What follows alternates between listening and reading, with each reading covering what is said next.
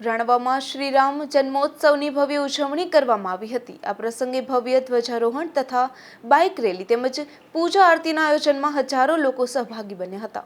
રાણાવાવમાં નગર સેવા સમિતિ તથા સર્વધર્મ પ્રેમી મંડળો દ્વારા શ્રીરામ જન્મોત્સવ શોભાયાત્રાનું ભવ્ય આયોજન કરવામાં આવ્યું હતું।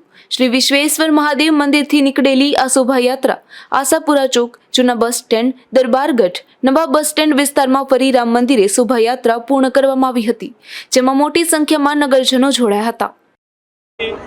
શ્રીબાઈ નગર સેવા સમિતિ દ્વારા આયોજિત શ્રી રામનવમીની શોભાયાત્રાનું ભવ્ય આયોજન કરવામાં આવ્યું છે।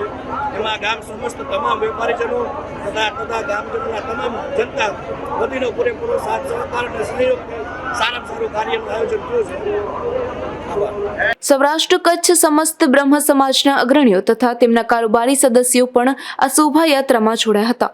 તો સમગ્ર બ્રહ્મ સમાજની મહિલા ટીમે બાઇક રેલીનું પણ આયોજન કર્યું હતું। રાજુ કરવત્રા, ગુજરાત ન્યૂઝ, રાણાવાવ।